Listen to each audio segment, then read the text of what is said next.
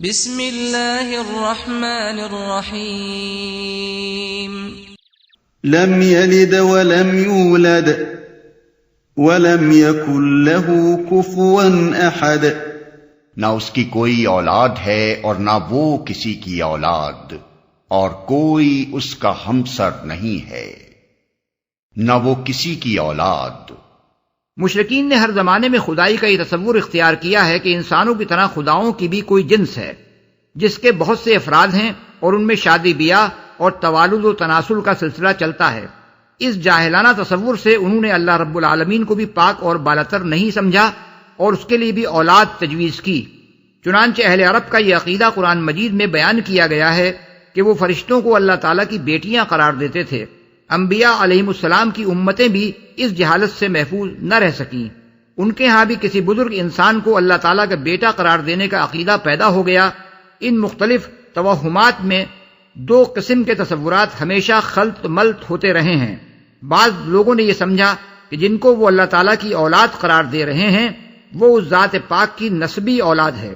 اور بعض نے یہ دعویٰ کیا کہ جس کو وہ اللہ کا بیٹا کہہ رہے ہیں اسے اللہ نے اپنا متبنہ بنایا ہے،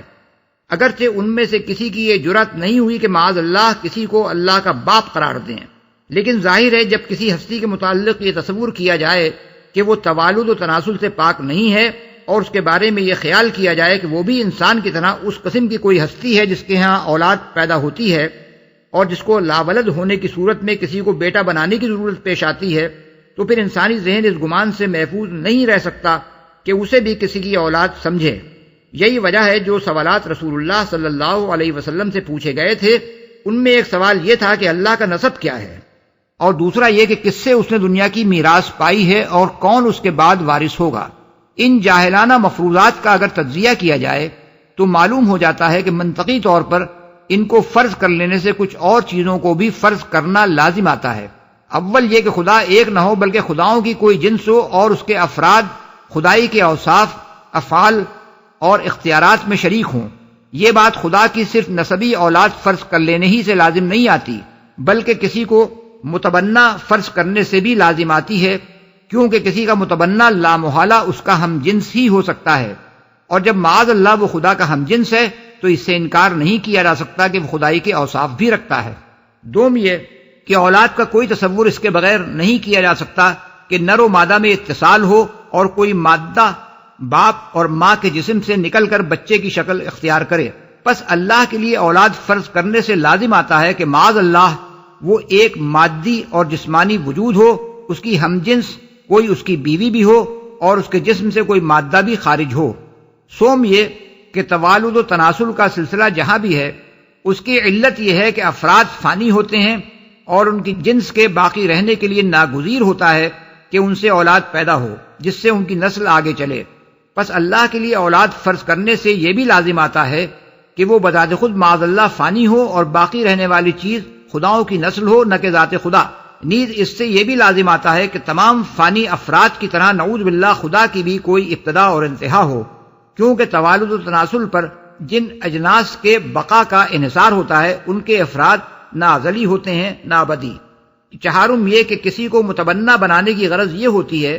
کہ ایک لاولد شخص اپنی زندگی میں کسی مددگار کا اور اپنی وفات کے بعد کسی وارث کا حاجت مند ہوتا ہے، لہذا اللہ تعالیٰ کے لیے یہ فرض کرنا کہ اس نے کسی کو بیٹا بنایا ہے اس ذات پاک کی طرف لازماً وہی سب کمزوریاں منسوب کرنا ہے جو فانی اشخاص میں پائی جاتی ہیں۔ ان تمام مفروضات کی جڑ اگرچہ اللہ تعالیٰ کو احد اور الصمد کہنے سے ہی کٹ جاتی ہے،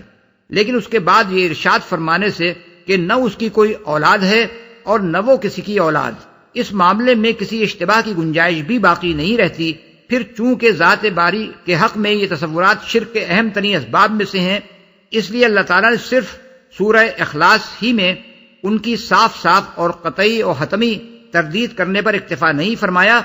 بلکہ جگہ جگہ اس مضمون کو مختلف طریقوں سے بیان کیا ہے تاکہ لوگ حقیقت کو پوری طرح سمجھ لیں۔ مثال کے طور پر یہ آیات ملاحظہ ہوں: انما اللہ الہ واحد سبحانہ ان یکون لہ ولد لہ ما فی السماوات وما فی الارض، سورہ نساء آیت نمبر 171۔ یعنی اللہ تو بس ایک ہی خدا ہے، وہ پاک ہے اس سے کہ کوئی اس کا بیٹا ہو۔ جو کچھ آسمانوں میں ہے اور جو کچھ زمین میں ہے سب اس کی ملک ہے۔ الا انہم من افکہم لیقولون ولد اللہ وانہم لکاذبون، یعنی خوب سن رکھو، یہ لوگ دراصل اپنی من گھڑت سے یہ بات کہتے ہیں کہ اللہ اولاد رکھتا ہے، فی الواقع یہ قطعی جھوٹے ہیں۔ سورہ صافات آیت نمبر 151 اور 152۔ وَجَعَلُوا بَيْنَهُ وَبَيْنَ الْجِنَّةِ نَسَبًا وَلَقَدْ عَلِمَتِ الْجِنَّةُ إِنَّهُمْ لَمُحْضَرُونَ، سورہ صافات آیت نمبر 158۔ یعنی انہوں نے اللہ اور فرشتوں کے درمیان نسب کا رشتہ بنا رکھا ہے، حالانکہ فرشتے خوب جانتے ہیں کہ یہ لوگ مجرموں کی حیثیت سے پیش کیے جانے والے ہیں۔ وَجَعَلُوا لَهُ مِنْ عِبَادِهِ جُزْءًا إِنَّ الْإِنسَانَ لَكَفُورٌ مُبِينٌ، سورہ زخرف آیت نمبر 15۔ یعنی لوگوں نے اس کے بندوں میں سے بعض کو اس کا جز بنا ڈالا، حقیقت یہ کہ انسان کھلا احسان فراموش ہے۔ وَجَعَلُوا لِلَّهِ شُرَكَاءَ الْجِنَّ وَخَلَقَهُمْ وَخَرَقُوا لَهُ بَنِينَ وَبَنَاتٍ بِغَيْرِ عِلْمٍ سُبْحَانَهُ وَتَعَالَىٰ عَمَّا يَصِفُونَ بَدِيعُ السَّمَاوَاتِ وَالْأَرْضِ أَنَّىٰ يَكُونُ لَهُ وَلَدٌ وَلَمْ تَكُن لَهُ صَاحِبَةٌ وَخَلَقَ كُلَّ شَيْءٍ، سورہ الانعام آیت نمبر 100 اور 101۔ اور لوگوں نے جنوں کو اللہ کا شریک ٹھہرا دیا، حالانکہ وہ ان کا خالق ہے، اور انہوں نے بے جانے بوجھے اس کے لیے بیٹے اور بیٹیاں گھڑ لیں، حالانکہ وہ پاک اور بالاتر ہے ان باتوں سے جو وہ کہتے ہیں۔ وہ تو آسمانوں اور زمین کا موجد ہے، اس کا کوئی بیٹا کیسے ہو سکتا ہے جبکہ کوئی اس کی شریک زندگی ہی نہیں ہے، اس نے ہر چیز کو پیدا کیا ہے۔ وَقَالُوا اتَّخَذَ الرَّحْمَٰنُ وَلَدًا سُبْحَانَهُ بَلْ عِبَادٌ مُّكْرَمُونَ، سورہ الانبیاء آیت نمبر 26۔ یعنی اور ان لوگوں نے کہا کہ خدائے رحمان نے کسی کو بیٹا بنایا ہے، پاک ہے وہ، بلکہ جن کو یہ اس کی اولاد کہتے ہیں وہ تو بندے ہیں جنہیں عزت دی گئی ہے۔ قَالُوا اتَّخَذَ اللَّهُ وَلَدًا سُبْحَانَهُ هو الغنی لہ ما فی السماوات وما فی الارض ان عندکم من سلطان بہذا اتقولون علی اللہ ما لا تعلمون، سورہ یونس آیت نمبر 68۔ یعنی لوگوں نے کہہ دیا کہ اللہ نے کسی کو بیٹا بنایا ہے، سبحان اللہ، وہ تو بے نیاز ہے، آسمانوں میں جو کچھ ہے اور زمین میں جو کچھ ہے سب اس کی ملک ہے، تمہارے پاس اس قول کی آخر دلیل کیا ہے؟ کیا تم اللہ کے بارے میں وہ باتیں کہتے ہو جنہیں تم نہیں جانتے؟ وَقُلِ الْحَمْدُ لِلَّهِ الَّذِي لَمْ يَتَّخِذْ وَلَدًا وَلَمْ يَكُن لَّهُ شَرِيكٌ فِي الْمُلْكِ وَلَمْ يَكُن لَّهُ وَلِيٌّ مِّنَ الذُّلِّ، سورہ بنی اسرائیل آیت نمبر 111۔ یعنی اور اے نبی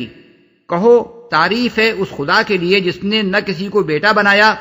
نہ کوئی بادشاہی میں اس کا شریک ہے، اور نہ وہ عاجز ہے کہ کوئی اس کا پشتبان ہو۔ مَتَّخَذَ اللَّهُ مِن وَلَدٍ وَمَا كَانَ مَعَهُ مِنْ إِلَٰهٍ، سورہ المومنون آیت نمبر 91۔ یعنی اللہ نے کسی کو بیٹا نہیں بنایا ہے اور کوئی دوسرا خدا اس کے ساتھ نہیں ہے۔ ان آیات میں ہر پہلو سے ان لوگوں کے عقیدے کی تردید کر دی گئی ہے جو اللہ کے لیے نسبی اولاد یا متبنہ بنائی ہوئی اولاد تجویز کرتے ہیں، اور اس کے غلط ہونے کے دلائل بھی بیان کر دیے گئے ہیں۔ یہ اور اسی مضمون کی دوسری بہت سی آیات جو قرآن مجید میں ہیں سورہ اخلاص کی بہترین تفسیر کرتی ہیں۔ ہمسر نہیں ہے، اصل میں لفظ کفو استعمال ہوا ہے جس کے معنی ہیں نظیر، مشابہ، مماثل، ہم رتبہ، مساوی۔ نکاح کے معاملے میں کفو کا لفظ ہماری زبان میں بھی استعمال ہوتا ہے، اور اس سے مقصود یہ ہوتا ہے کہ لڑکا اور لڑکی معاشرتی حیثیت سے برابر کی جوڑ ہوں۔ بس اس آیت کا مطلب یہ ہے کہ ساری کائنات میں کوئی نہیں ہے، نہ کبھی تھا، نہ کبھی ہو سکتا ہے، جو اللہ کے مانند یا اس کا ہم مرتبہ ہو، یا جو اپنی صفات، افعال اور اختیارات میں اس سے کسی درجے میں بھی مشابہت رکھتا ہو۔